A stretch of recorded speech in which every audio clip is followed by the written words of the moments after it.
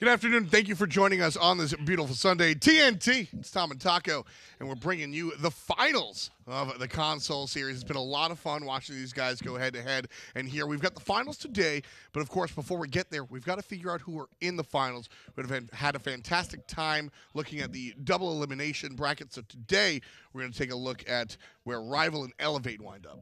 And both of these teams looked pretty fantastic yesterday in their own individual sets. I think that it's really important for both of these teams to consider what either side was taking during their matches. And I know that there was definitely a lot of analysis going into both of these teams' compositions, as yesterday did tend to lean more in favor towards a stronger draft. When you look at Team Rival, though, it's really hard to ignore what these guys have done. They Porsche Coast, the Pentakid turned up and got a Quadra again, exactly when his team needed it.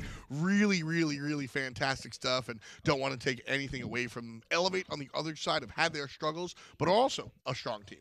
I think that Elevate overall is probably a really solid team just because of the fact that they have so much composure. A lot of their players have a ton of experience, so that also helps out quite a bit. And I think that it could be a pretty fun matchup when you consider those two factors.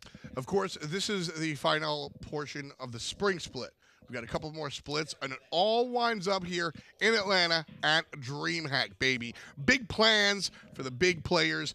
November 16th through the 18th, we're going at DreamHack with HRX. You got the Smite World Championship, but of course, the Console World Championship as well. Our brothers to the right, the Paladins folks, are going to be there too, and of course, a slew of other stuff. We always do HRX by ourselves. Now we're going to the big party. We're finally eating at the table with everybody else. It's going to be a lot of fun. So make sure that you bring yourself and bring a friend possibly too, because I can guarantee that there's going to be a ton to do at DreamHack events. Possibly. You possibly will have a friend. Is that what you're getting at? Yeah. I mean, you can make friends while you're there at the venue.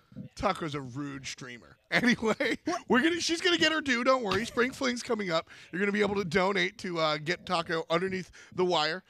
So from what I've heard, we're not gonna make you eat mayonnaise this year. That's not gonna be the case. But we're still gonna get you. Look at that. If you go ahead and donate $1,000, you're going to get some of those crazy skins and even some of the other side of the world, the Paladin stuff, also available. And even if you don't have that $1,000 to pick up the Poseidon or the Archon Thanatos, you can still contribute just a little bit to get that in-game badge. Show everybody that, charity work is still something that you want to be involved in. That's just the top, where at the end of the day, you can, of course, go ahead and put any amount of money. You'll wind up getting some free stuff, but more importantly, it's the Make-A-Wish stuff. If you guys watched last year, our own Rain Day made really good friends with one of the Make-A-Wish kids. He's actually going to be back this year, believe it or not, so I hope he puts Rain Day in his place. It's really fun watching that one go down, but seriously, it's a great cause. No reason not to turn up and go for it, so certainly something we're looking forward to. That's later. This is now. Rival and Elevate are going head-to-head, and we got a chance to speak to the Rival boys earlier. Let's take a look. Hey, what's up, guys? Joined by DineOhSaw on 50-meter fly from Team Rival. Guys, obviously not the result you wanted yesterday, but was there anything you could learn from your matches yesterday? Honestly, the American playstyle is completely different to the European. We like to team fight a lot. They seem to like to play pick comps. They play a lot of Darji. They play a lot of Susano, which I guess can be team fight, but he likes to take 1v1s in the jungle. So our drafting's going to be slightly different. Went back to the playbook last night, got a couple of different strategies. Hopefully that'll work out. Now, obviously, you guys had the chance yesterday to actually watch the two North American teams play that you may face off against both of them today if everything goes so well. First off, was there anything that you've got to be able to pick apart from those games yesterday? What is it that kind of stood out to you guys that you're going to look to try and exploit? Sieges are an important thing against North American teams. We've really got to watch out for late game ults. We struggle with those. We feel like with Fire Giant we kind of get the free siege more often than not. So yeah, we'll need to watch out for those. But in terms of team fighting and picks and whatnot, I think we're fine. So yeah. Fly, you got a lot of praise from the NA kids yesterday after your games. Do you feel like you had a pretty good set against Astral Authority, and what did it mean for you to hear that that they thought highly of how you played? I thought it was really cool. They thought highly of me. I thought I did have a good game on Zeus. I did throw the game on Raijin, I thought. Late game, just didn't respect the enemy mid in terms of what he could do with his ult and whatnot. But yeah, I thought I played pretty well yesterday. So obviously you guys have been around for a while too, representing Rival, representing Europe. How important is this tournament for Europe in general? Because I think a lot of the players in Europe do look up to you guys. I think this should be the one. Having lost yesterday, that's a bold statement, but the attitude of our team and everyone on the team's changed over the past kind of 4 months.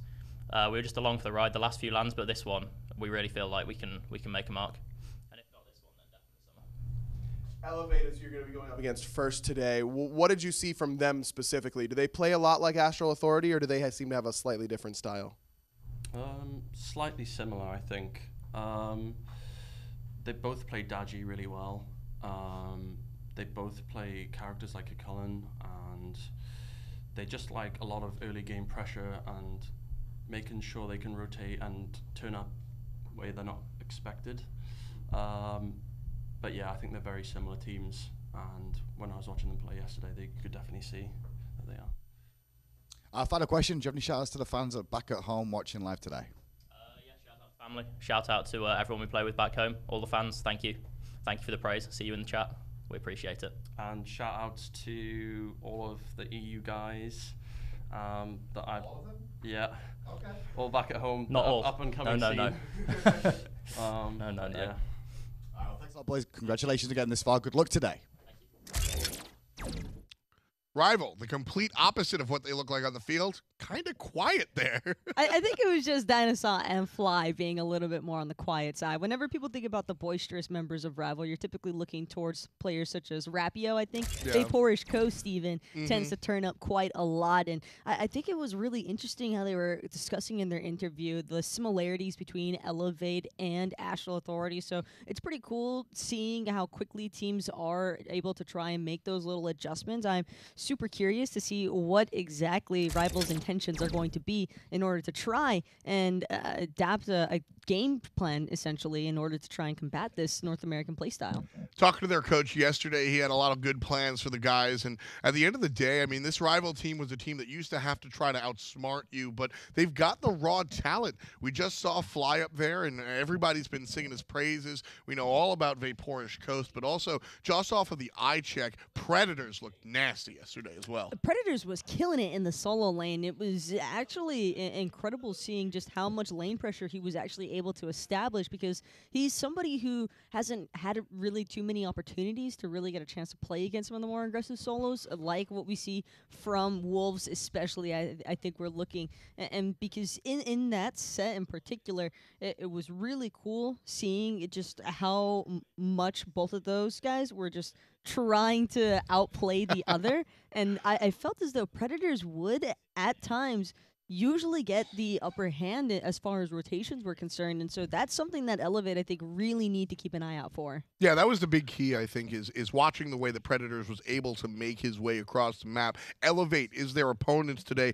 What's the quick and dirty about this team? What can we think about this squad? Elevate, I think, is largely considered like probably one of the top teams in North America, if not the best team in North America. So I think it's really interesting how they ended up falling yesterday to Astral, because if I'm not mistaken, during the online split portion, they would actually tend to be favored over Astral Authority, and I think a lot of that has been largely due to DoctorL and some of the success that he's been able to bring to this team as of late. I think he's really stepped it up as a jungler and as a leadership figure. Yeah, I mean, Elevate did take a game against Astral yesterday. Unfortunately, wasn't able to find the two to win the set. But of course, the pregame interview went flying colors for Elevate. Let's take a listen to how confident these guys are. All right, I've got Elevate here with me. Got Hamster and DoctorL. Y'all are going to be going up against a Rival here next. First thing I got to ask, I mean, how confident are you all going into this set? I mean, Rival have looked good here so far at this event. We're feeling really confident. We made too many mistakes yesterday. That's why we're playing now. I think we're confident that we're the best team here if we just clean up those mistakes from yesterday. What was it about Rival that stood out to you guys when watching how they played against Astral Authority? Because they had a very competitive 3-game set. Is there anything that you noticed in particular about their play style or their picks? It seems like they send Predators out to zone a lot and like take all the damage while the rest of his team like does the work. We noticed Fly likes to go for like the squishier builds that's just like one shot, so we'll be sure to try to focus him out if we can. Now, and I know you all are hoping that you all are able to win this game, and if you do this set, you could be going right on to the finals then. Do you all have any kind of strategy, because it could be a lot of Smite y'all are playing, to try and make sure you don't get burned out or anything like that, to make sure that you're still at the top of your game towards the end too? Yeah, I think we learned a lot from this against Astral, and we'll be more than prepared to beat them next time. Yeah, you guys yesterday had to play 2 best-of-3s, but as John was just alluding to, you could have to do a best-of-3 and then a best-of-5. Do you think that amount of Smite can be a detriment to you, or are you kind of okay with being, if you do win, you would be warmed up going into that best-of-5 in the final? Yeah, I think it's actually better for us to be warmed up because at LAN a lot of players, it depends on the player, but a lot of people play cold and they play nervous their first few games if they have long breaks like Astro will when they watch us. So yeah, I think it'll actually help us. And if we beat Rival, have a lot of confidence going to the last set. Now that dual lane for Rival, I mean, they've looked so strong here, Vaporish and DineOhSaw. I mean, do y'all have any kind of plans for them to, in particular, maybe trying to slow that dual lane down, or just going to do your own thing? I think Astral dual lane is just bad, so they made Rival look good. That's what I think. IAmTheHamster, and you're going to be the one in the duo lane. Are you excited to go up against those guys for Rival? I'm not sure what to expect because I've never played against an EU team before. So they did look really good. So we're just going to play it safe. Hopefully not making mistakes in the lane, and hopefully it goes well. All right, guys. Good luck in your matches. We'll see you later today. You know me, I like the bravado, but there's something nice and cute about how humble Hamster is. This Rival team is just really interesting to watch. Elevate in general just is a team that really gives off that cool, calm, and collected vibe. But despite that loss yesterday during their set against Astral Authority, I do think that they are still taking everything into consideration. And another factor that I think is also super cool is that talking with both Astral and Elevate prior to their set, I asked those teams specifically, who do you think is going to meet you in finals should you make it? And they both said that it would be Rival. So I think it's really interesting that now Elevate is in the position to where they do have to actually defeat Rival if they want to find themselves in finals, despite the fact that they believed Astral would lose to Rival if they were in the lower bracket. It's really interesting. When you look at Astral play, it's hard to even fathom that sort of situation. Astral, I mean, they did lose 1 game to Rival. They did lose 1 game to Elevate, so they didn't make it to the finals unscathed, but certainly looked out of control. Rival going to start this one off by banning out the Odin. Odin's been very prevalent here. And the Cucullin will go away, and Uller as well. Man, you know, here's something that we noticed really, really early in this LAN, is that the console guys go through picks and bans very quickly. Fast. It seems like they have a plan already. They know exactly what they want to draft. They know exactly what they want to play. And for Rival, this comes as no real surprise that they would opt for the first pick, Terra. Actually, during the most recent LAN we had prior to the console, the Masters LAN, Rival actually took into consideration quite a bit of a lot of those European drafts specifically. I think we all kind of got a hint towards that, though, when we saw those Aphrodite picks coming through. And I would like to see Rival play a little bit more attuned to the meta for console as opposed to trying to stretch things out and go so broad with their compositions. Right, sort of stick to what you're known for and what you're good at. At the same time, there is something to be said about understanding what everybody else is doing, but I think we saw a prime example of going too far to your comfort zone with the Aphrodite yesterday. There's not something that really was in the wheelhouse. I don't want to see Predators on a character like that. I want to see Predators on something that he can play aggressive with. Have to wholeheartedly agree with that. Every time he was on the Warrior, he looked fantastic. Agni and Ravana going to be locked in for Elevate here on the right-hand side. And as soon as we mention how quick these guys are, Rival are going to take a moment to really think about the first half of their draft. So Terra, game changer here.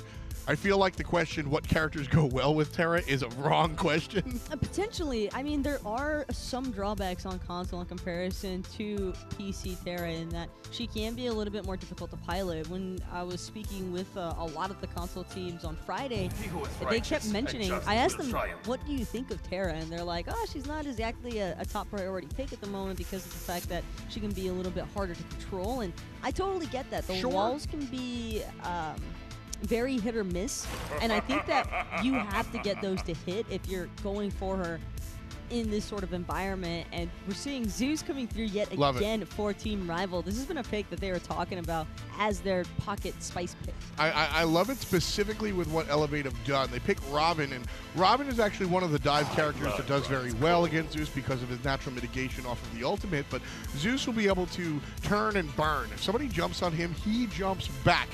And so if Elevate have shown their hand with Ravana and say we're looking for a dive comp, Zeus can work into that really well. And Vaporage Coast and the Hachiman. I also love the interaction between this Hunter and the way Zeus works with basic attacks. There's that, but I also have some concern seeing that Sobek pick get locked away. Elevate do have a decent amount of range because of the Agni selection. I think that Crimson is somebody you don't want to see in the Agni. I mean, then again, there's not many mids or gods in general that Crimson can't exactly play, so it's very difficult to try and pinpoint a weakness factor for him. I think that he had a phenomenal game when he did bring out the Agni yesterday, and so really excited to see how Elevate is choosing to go forward with the rest of their composition, because I do think they have a lot of displacement already provided thanks to that Sobek. Hachiman and Zeus, sure, they can turn and burn you, but they have to stay alive in order to do it. Really, really, really big point there, Taco. And Elevate here, they're going to ban out the Dodgy that we've heard so much about, and Rival are going to ban the Cerberus that we've seen so much about. This has been a hotly contested pick throughout the console land. Cerberus is strong, but the console boys seem to really hold him in high regard. I think it's just because his laning phase can be so strong. He doesn't really seem to have too many weaknesses other than maybe forcing your jungler to provide some assistance in the solo lane, but then you're giving up a lot of dual lane map pressure, and that is always something that it can put teams into a tight spot.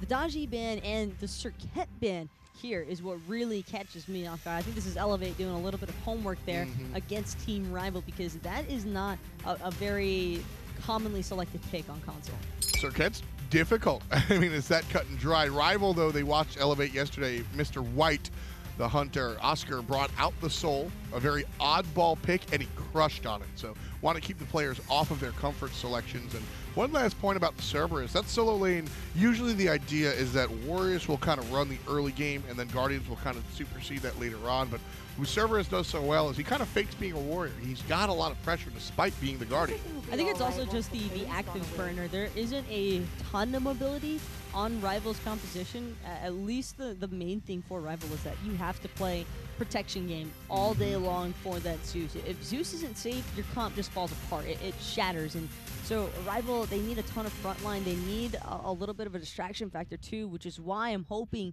that this Ratatoskr actually ends up being selected here, because that could be the amount of chaos disruption that could really help Rival for shifting attention away from the Zeus. When Rat goes into the sky with the ultimate, everybody has to know where he is. It takes over your communication. And if your comms are being spammed with Rat in the air, Rat in the air, Rat in the air, Zeus is making it rain. So that's something that we don't talk about too much, really, is the comms, right? And really making things kind of devolve there. Touching upon that one, Taco, I like this Hercules pick, and I'm with you. I want to see this Rat locked in, and we will. Great last couple of picks there for Rival. I think it really rounds out their draft pretty nicely. So Artio with the cripple, Hercules and Ratatoskr picked after her. Not a big deal? I don't think it's as big of a factor because, sure, there's a cripple field, but she can't have it applied at all points of the match. Even if you do rush cooldown reduction on the Artio, I think that she's not going to be able to play enough of a zoning factor against both of these gods. Maybe one of them, but definitely not both of them. And plus, Hercules is there to stand around and absorb every single hit anyway. I think that, if anything, Rival are going to be looking for a lot of counter initiation with this composition. I don't think that this is a team comp you take in order to try and start the fight. I think you just want to be the one that's finishing it. Zeus, absolutely one of the best counter punchers in the game. Elevate round out their draft with Jing here. Rival and Elevate look like they both have compositions that they're pretty proud of. Ravana specifically in the jungle for DoctorL, and Zeus for Fly is what I'm looking at here. Anything else stand out to you before we go to the casters? I think it'll be interesting to see how Mr. White chooses to play out this dual lane, because Jing can go either way, and we know Vaporish loves the box. Well, it's a best of 3. Winner goes on to the finals to take on Astral Authority. Rival and Elevate, we're getting into the action. Let's talk to the casters. Thanks a lot, Tom and Taco. Yeah, going to be an interesting one here. For me, Tolly, it's all about the Zeus pick. Yes. 50-meter fly is going to have the game of his life with the composition he's up against. He needs a lot of protection and peels. Terra will enable that kind of protection as long as there's multiple people that can get hit by the root. Zeus will do the damage, but the question is, can he survive to get the damage off in time for the triple stack? It's very important for DoctorL here to find out a way to mitigate a lot of that damage with the overhead kick. It's very easy to dive a Zeus if your name is Ravana. You have the Mystic Rush for the damage reduction, and then you time that overhead kick for the detonate.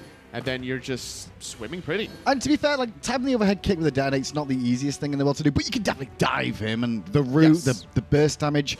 And while Fly's maybe trying to juke out that Raven, he's also probably going to have bombs raining down on his head from Agni. There's a lot of long-range artillery from that aspect. Elevate looking to probably make 50 meters fly life more difficult. Mr. White playing the Jing way, going to try to casually farm against Vaporish Coast, knowing how aggressive he is, wants to play it super safe. Definitely going to be a farm off lane for the most part on this right-hand side, unless we see the Rat or maybe even Raven turn up in the early stages of the game. Once this hits like level 7 in the solo lane, Tolly, I'm pretty sure they're almost neither going to die. Definitely favoring the Artio because of the sustain aspect. Sure. Whereas Predators on the Hercules doesn't max out his sustain until later. He's leveling the driving strike for the clear. The issue for the clear is if you get crippled, you're not going to be able to get the driving strike off. Hold the phone, Rival are favored by 78% of people. A lot of confidence in the EU squad here.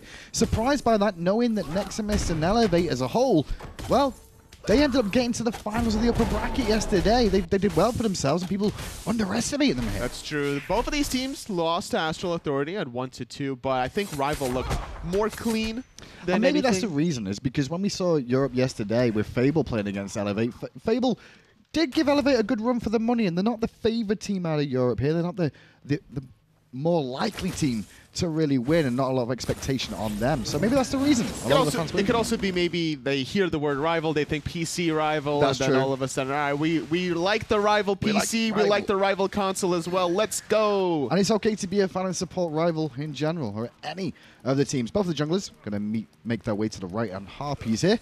And that will go the way of Rapio. Meanwhile, Fly going to head to the left-hand side. Reddy's already down around his waist. A little risky. He was about to look at those left Harpies, and I like the correction there to wait for his team. They're looking for a DoctorL.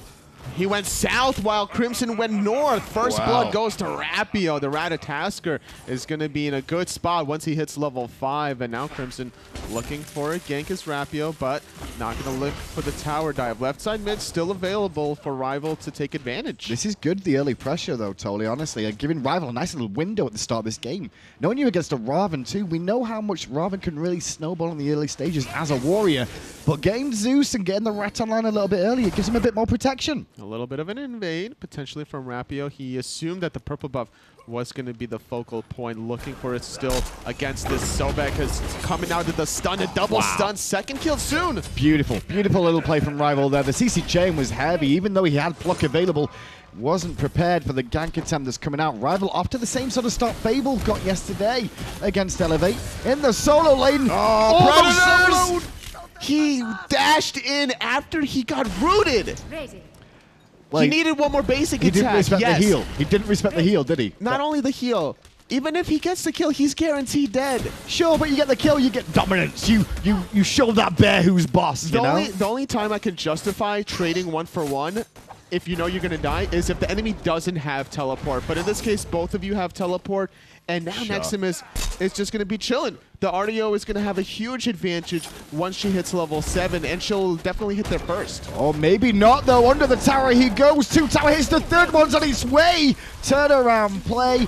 Respect the Earthbreaker. I mean, at the end of the day, Hercules didn't respect the Artio under the tower, and now, you know, he gets comeuppance. Back to an even lane. That's what Hercules does. If you don't have the cripple minefield to prevent the driving strike, you're always going to be vulnerable to that kind of play. There's no point to even get off the poke in that range. If you're in range of your channeled beam, then you're also in range of the Hercules' pull.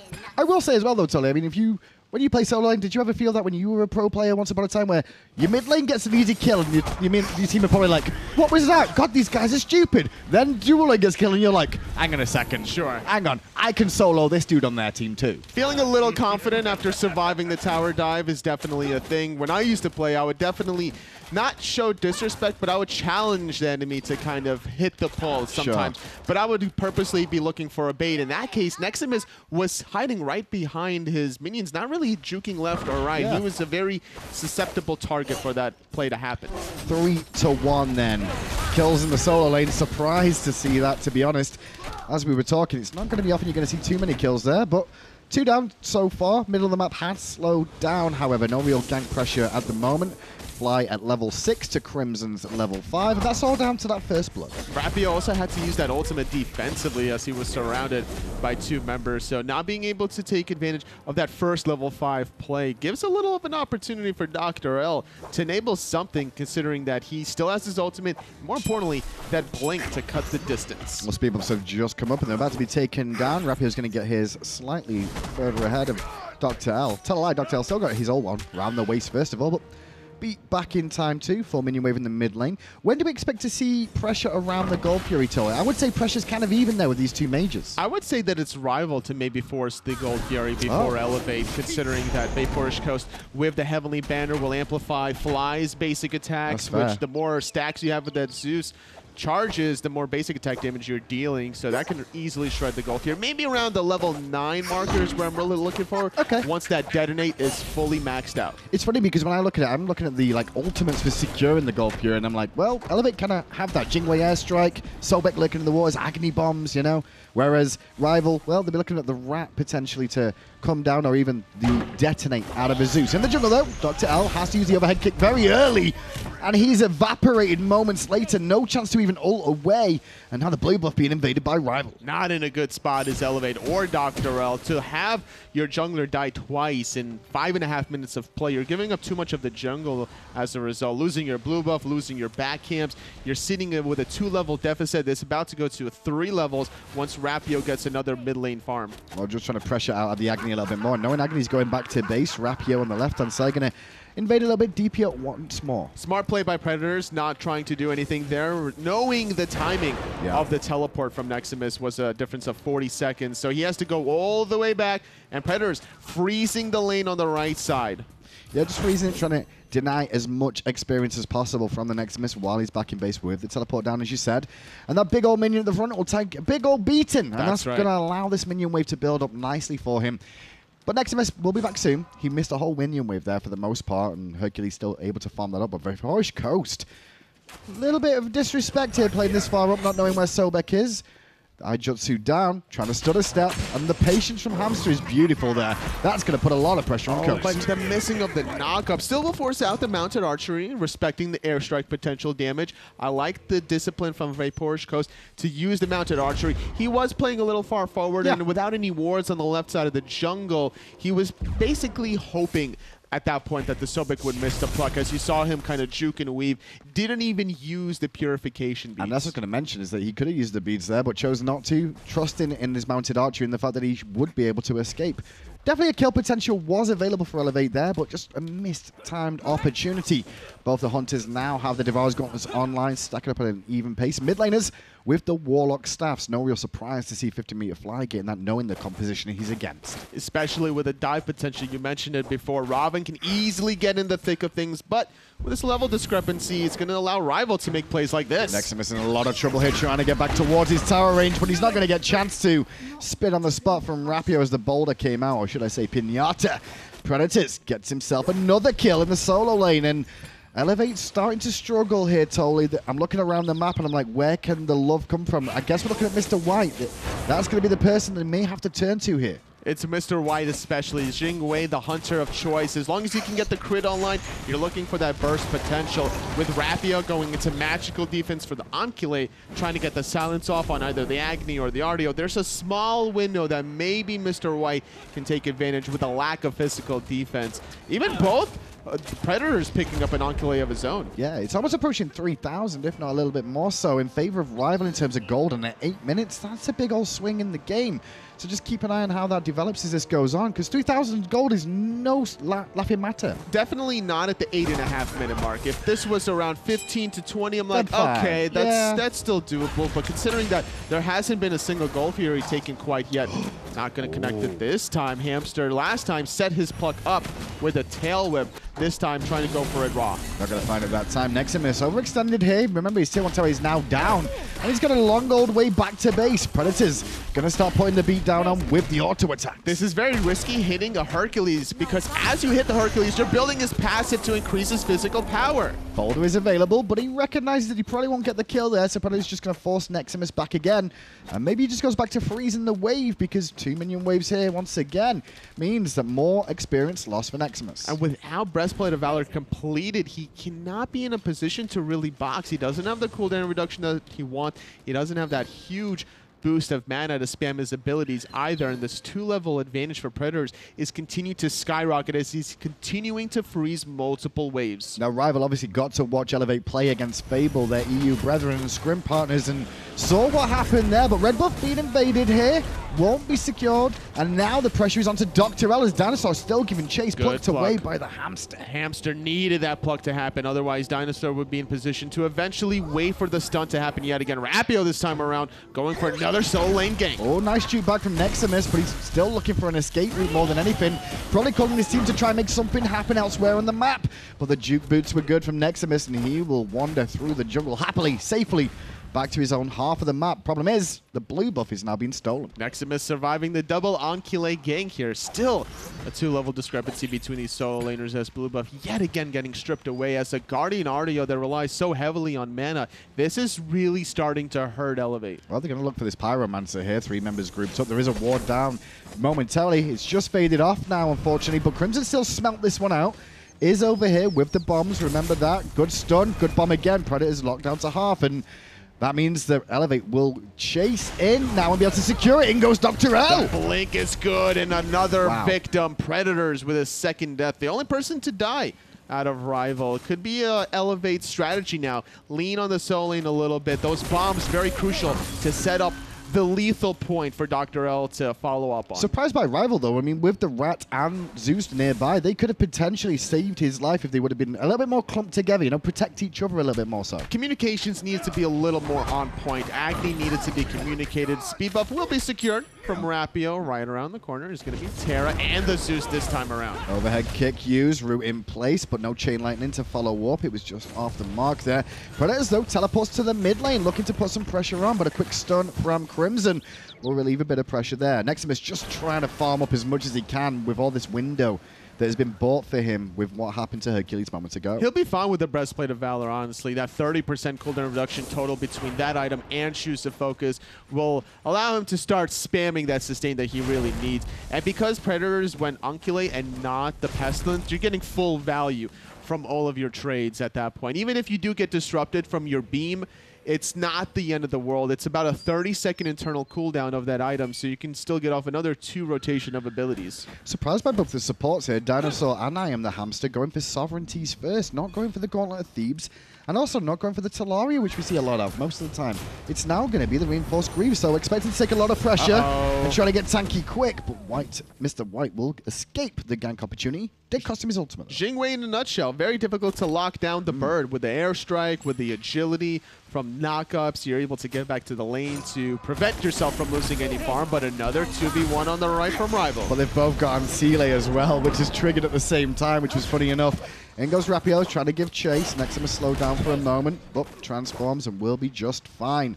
Nexamiss starting to get to that point now with that Breastplate of Valor that he can weather this storm. And the sustain, there's no Pestilence from Predators, and that's what surprised me. The second Ankile for Predators. He could have went Pestilence and allow Rapio to be the one with the Ankile, but you mentioned it. Ankile procced at the same time. Rival needed to kind of coordinate their ganks to have one go in, proc the Ankile, and then wait for Rapio's ultimate to maybe follow up and then proc the second. Or maybe not have 2 Ankiles at this stage of the game is the other option, realistically. Like you said, the Pestilence may have been a better opportunity there. Left-hand side, Elevate starting to look for a bit of aggression of their own. Purple buff being invaded, DineOhSaw coming round the back. He'll find 3 in the jungle and could be in a bit of trouble himself here, but a quick dash away. He's going to ult and debuff them all. They're going to take more damage now, and in comes Predators. He needs to follow up on somebody. Rapio looking for the counter gank. It could actually be DoctorL in a lot of trouble. Still up in the sky. Will force the ultimate out of Sobek. Clean disengage, sacrificing only DoctorL. This pressure the Predators has managed to find in this solo lane with the support of Rapio is now allow him to make these rotations and put an impact to the left-hand side. Gold Fury to Rival. Elevate couldn't do anything about it. Now Hamster's in trouble. No ultimate this time, Sunshine. Main burst cross with a slow on the mounted archery. Pinata coming through. Rapio claiming the life of Hamster. Not done yet. His rival.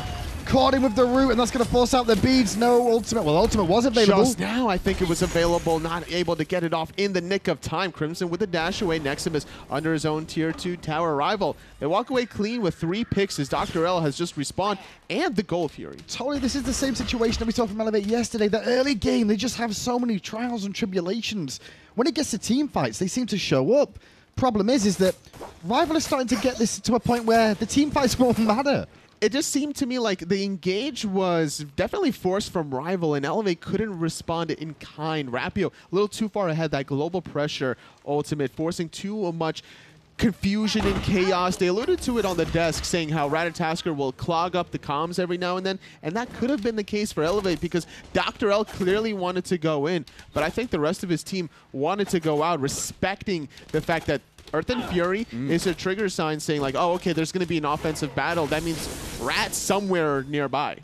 Interesting to see the builds coming out of the mid lane mages too. 50-meter fly on the Zeus, going for the Spear of the Magus.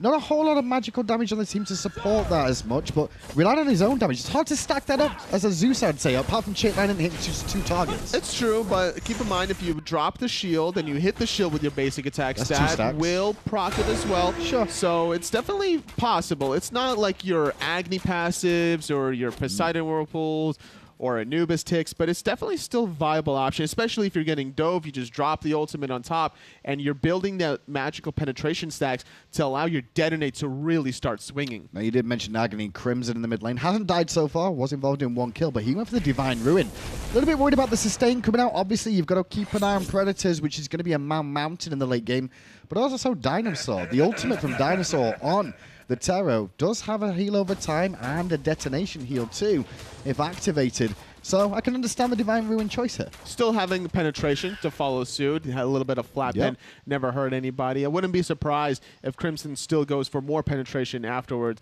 There's so many several options what you want to do. If you're trying to get the dots, obviously Spear of the Magus is the way to go. You want some cooldown, Spear of Desolation is your choice. But if there's a lot of magical protection, that's when you're going to want Obsidian Shard at that 4th item slot. And that's what Zeus does best. 2 targets together, chain line in between both of them, and force at least 1 back to base. Nexamiss has to come towards the mid lane. DineOhSaw gonna pop the ultimate, and Nexamiss gets hit by the Earthbreaker. Good plug from Hamster to relieve the pressure on Nexamiss, who gets back to safety. Mr. White making the rotation over. Will relieve the pressure for a moment, but Vaporish Coast is here too. And Rival, they may want to go for this tier 1. Trying to make something happen. It's going to be a 5-on-3 because 2 members on the right for Elevate. They're going to sacrifice their tier 1 mid tower and only secured their blue buff in the process. They're just too far behind level-wise. Not so much gold. The items are still like about half an item differential between these 2 teams, but this experience is definitely a telltale sign of where the discrepancy lies. Rivals jungler 3 levels ahead. DoctorL was the first blood victim, which went to Rapio, and then he had 2 more deaths afterwards. It really feels like from yesterday when we saw Fable play them, that Rival have now... Fable put the foot on the throat of Elevate yesterday, but then they relieved the pressure very quickly. This is different. Rival have really got it down here, and they're like, you know what?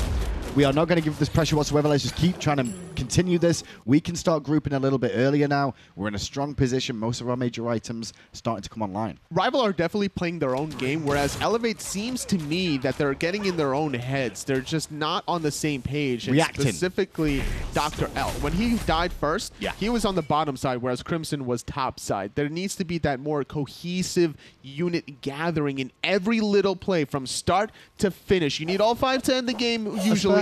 So you're also going to need multiple members to confirm, even left side mid Harpies. And I think what the plan was, though, is that Zeus hid around the corner, so maybe they were trying to pinch him at those Harpies. So he came around the back, but he wasn't actually on them at the time, and that's where the first blood went. But since then, I think DoctorL's having a bit of a struggle, because everything he's tried to do has been answered in kind by, you know, rain of chain lightning pretty much time and time again. A lot of damage from the Zeus. Not at the top of the charts quite yet, but he's getting there. A lot of pressure from Predators, as he's always been known to be that bully. And despite that silly death, he's been able to bring it back. finding a couple pulls and pushes, Yeah. getting that return kill instantly was definitely what kept him in the laning phase. Otherwise, he would have certainly struggled. This could be a good opportunity for Elevate, I'll say here, if they actually look for the opportunity. But Rapio was coming in at the right time, straight towards Crimson. Crimson has used his beads. Egg is still available, but he won't get chance to use it. Oh, sorry, I tell a lie. He did use it. It wasn't enough to keep him alive. That Aegis was so late coming out of Crimson, but still the continued action. Nexamiss finding the stun, dashing away. Hamster can't say the same for this Crocodile, as he's going to be the second victim for Elevate. It's funny because I know we spoke earlier about the Zeus and how tricky of a game he's going to have, Tolly, but it does put a target on the back that Rival know they're going to go for. Rival know they're going to try and kill the Zeus every time. And as you said, and we were talking about Peel, if he gets protected, he's fine. The rest of the team are just going to murder everybody anyway while they're all trying to kill the Zeus. Gold Fury goes down for the second time to Rival. Predators was just split pushing to victory in this mid lane, trying to get some extra tower pressure on.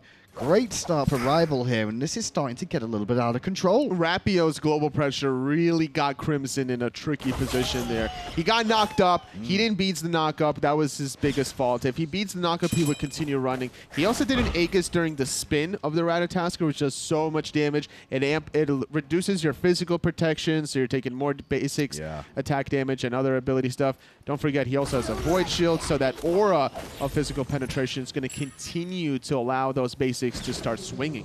And I do love the build coming out from DineOhSaw here as well. Went for the Lotus Crown. He didn't finish off the Hot Ward Amulet or the Pestilence. He's kind of left it at tier 2, but rushed the Lotus Crown now. That is a really big impact because it's going to refresh based off using the ultimate alone, not just the Monolith, which you can pop on the ground and just give everybody those extra protections. We asked the question to Rival, how are you going to protect and peel for your Zeus? Give him some protections. 20 protections for physical and magical during the Earth and Fury, during the Monolith heal is a good way to ensure that if he does get dove, that he'll at least survive a little bit longer. The fans at home definitely voted the right way so far in Game 1. It's not over just yet, but I guess the question is, Tully, how did Elevate get back into this game? Because at the moment, they're just very reactionary. It's true. They need to find ways to just not fight at all. Look for wards. That's all they're going to need to do. Look for the wards and the crucial points where Elevate are going to force objectives. Defending Pyromancer is going to be tricky. It's not worth fighting over, but defending Gold Fury and Fire Giant is the only way Elevate can stop the bleeding. And now the Pyromancer is being looked at here. Elevate don't look like they're going to really contest. I mean, Nexamiss here, but it's given Mr. White a bit of free farm on the left-hand side. He may be able to get that tier 1 tower here as Vaporish Coast is defending the mid lane, the rest of his team doing Pyro. So tier 1 to Elevate, that's not a terrible thing, and DoctorL going to zone the jungle more than anything else. This could be how Elevate get back into the game. Look for the split push for Mr. White. Even if they're going to concede the Fire Giant, if they can at least find a kill or two, it wouldn't be all doom and gloom. Mr. Hamster might be the focus. No, it's going to be Nexamiss out of Rapio. It was a little bit early, that ult from Rapio, in my opinion, because the Fire Giant's going to take a few more moments to do. Rival have had to reset, and look at what's going on with Mr. White. He's got a tier 2. He's pushing a Phoenix. This fight is taking a while. Rival don't know what they're doing. They're not stopping the split push. Nexamiss going to get chugged away from 50-meter fly, but he's sustaining for the moment, still trying to survive. He buys enough time for Mr. White to do his job. Do this. He can get a Phoenix on the left-hand side. Elevate have found a window back into the game. That is monstrously big for Elevate. Minions coming down that lane the whole time. Now the furthest away from the Fire Giant. Rival have to get this fire to at least make this feel almost worthwhile. And even with Nexamiss dead, they're still going to be able to look to fight around this Fire Giant. Mr. White is right here. FG is sitting at 10%. DoctorL is in there onto the backline, looking at damage, trying to find a kill as the Fire Giant is still alive. Vaporish Coast will get credit for the kill in time, but that is not a good result for Rival at the end of the day. They lost a lot of gold there. Look at the graphs. You can see the graph situation. It came straight back down. They actually lost overall there. The problem here for Elevate is that the left side, yes, they got the fire minions flooding there, but Rival are just going to continue to push that side. So now Elevate are going to respect that push and probably look to split push on the right side. I do like the idea of trying to defend this Phoenix, though, because with Fire Minions coming out this base, too, those Fire Minions, they do a lot of damage at this stage, though. Rival are not going to look for the Phoenix this early on. Just towers? They're going to look for the towers. There's still 4 more to strip through. They need to push this wave as far as possible to make sure that there's no Fire Minions trickling down into their throne room and still give themselves enough leeway to potentially stop a split push in the counter side. Mr. White respawning in 5 seconds. We'll see where he goes after respawn. So tier 1, tier 2, Gold Fury swing mid maybe might be the call here? Or even tier 1, tier 2 swing mid, then go Fury? It could be either way. As long as they don't go for Phoenix, the Phoenix would be a little bit too frisky, considering that Elevate is in desperation. And funny enough, Elevate recognize this themselves, like they don't think they're going to go for a Phoenix, and rightly so. Into the jungle they go, transition over, find a red buff for themselves. Jobs are good, and Fly will pick that up. Fighting against fire minions is never what you really want to do. Unless you have maybe the Talisman of Energy, giving your team more movement speed, more attack speed to continue the push, and you're also going to have Emperor's Armor to really reduce the attack speed. You caught it, Tolly. Mr. White is off to the right-hand side now, trying to get his split push game going again for the tier 2 tower. Talking about tier 2 towers, the mid one's going to go down, and Nexamiss is dead. The great pull push coming from Predators. That's what you got to do. They did invest in Earth and Fury for this kill, and that forces Mr. White back to base to try to defend the middle Phoenix. The Phoenix is under pressure, being chipped down to about 70% right now. Good driving strike yet again.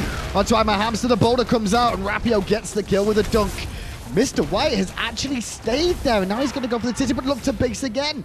Rival thinking about things. They're going to go back. Predators with the TP to defend, and now Mr. White is in trouble. Oh, no. The pull is good. He could have used agility after that point. Just keep him busy. He actually used it after the tier 2 tower, so it was still on cooldown. But Will tried to run away. It's very difficult, though, considering Predators has that shield of regrowth. Yep, and the whole game plan is Mr. White has to stay on this side of the map, get juked around, because their team is getting towers at the same time. Mr. White may actually die just trying to get back to base here. It's keeping him out of the action. Predators is not done yet with his chase. His ultimate is Choose down. right, Mr. White. His agility Do you is go coming left? off cooldown. Do you go in right? 4 Do you go seconds. back? You go back to base. That's what's going to happen. Dicey stuff here. But the left side, keep in mind, Fire Maid is trickling down. However, Rapio is backing in time to defend this left side. Phoenix not going to take much chip damage on that Titan room. Rival playing fantastically off of the engagements from Predators. Finding a pull onto Nexamiss was crucial, and then finding a pull onto Hamster enabled that middle Phoenix to go down. Yeah, I think we've got to give a lot of credit to Predators this game as well. Obviously, like, DoctorL's not had a good one. It was started off nicely by Rapio and Fly in the mid lane. But Predators, outside of that, you know, that first little play where he went a little bit too gung-ho for everybody's liking, he has played very well. These Earthbreakers driving strikes have made a big impact. Absolutely. Outside the suspect and suspicious play he did in the beginning, trying to be a hero for his team, getting that solo kill. So close, just needed one more basic attack. Pulled it back once he found that pull push onto Nexamiss under his own tier 1 tower. He was trying to get himself in the highlight wheel and is doing it a different way now. Like he tried it in the laning phase, now he's doing it in the team fights even more so. 4-2 and 7 for that Hercules with a shield of regrowth, as we just mentioned. Speeds him up. He's not something you see too often. He is so fast to lock down. Mr. White at this point can't even like really fight him, considering that Thorns is still another option that Predators has. Normally when you go crit Jing Wei, you want to like slow down the opposition with that Poison Star. Reduces the damage that they're dealing, reduces their movement speed, and you can maybe kite them, but with Predators going for the Thorns, that could be swinging it in Rival's favor. And it does seem Rival are just going to farm up the map for the most part, waiting for this next Fire Giant to spawn due up in 40 seconds time. Do you defend this as Elevate here? Is this the play you go for, or do you try and split push for that Phoenix again? Split push for the Phoenix again. There's no way you're going to defend this next coming Fire Giant. 16,000 gold behind at 26 minutes. They were behind 3,000 at 8.5 minutes or so, but now this is skyrocketing and getting out of control. Rival are going to continue to probably siege the left side if they don't want to lose that Phoenix again. I'm never upset by seeing a Hercules against an Agni in terms of trying to waste those bombs. If you can waste Agni's bombs, the way his ultimate works, it takes a little bit of a while to regen, you know, all 3 of them, because you don't want all 3 up around any sort of team fight, any sort of objective. It's a nice little play that people don't really think about. And with only 10% cooldown reduction from the Evolved Mage's Blessing, Crimson's going to take quite a while to get that back up. Rival will continue the second Fire Giant attempt. Oh, Rapio's taunting, and Rapio's going to get bursted. Unless he can get himself away from the danger. Beads, Aegis use, and ultimate. That's what you get for taunting those, son. But the whole squad of Rivals here. Going back down, Rapio landing safely in the backside. The rest of Elevate very low. Hamster in the red, so is Nexamiss. Mr. White between a rock and a hard place. He doesn't have the airstrike to get away from this one. The bomb rains down from Crimson.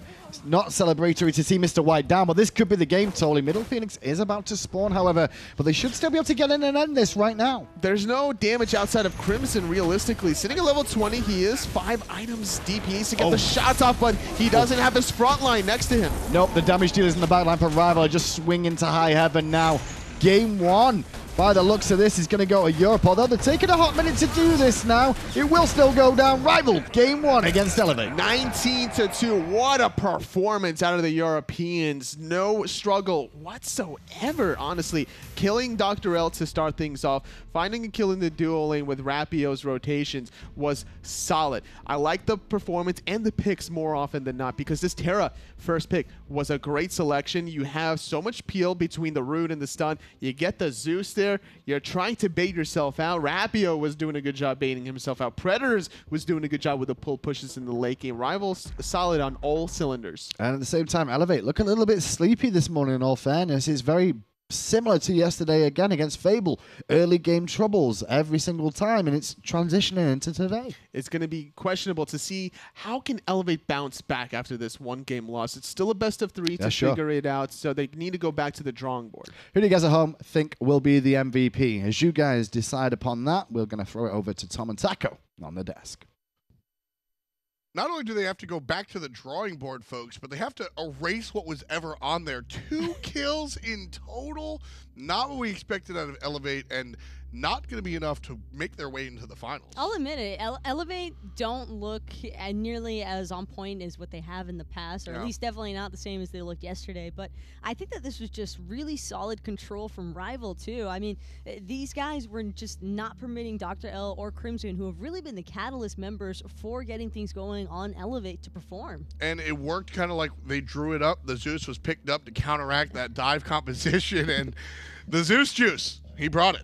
Well, it wasn't even that. Like, Fly, I think, did a great job on the Zeus, but I think Elevate kind of got too distracted by the Zeus factor. They started leaning towards the composition that needs to be there to dive the Zeus, but if you're spending all that time trying to hard commit to the Zeus, you still have to worry about the other 4 members on his team, and that's what kept happening. Predators was absolutely abusing everybody who came near him. That's what he does, and because of his spectacular performance, Predator's actually going to win MVP for this one.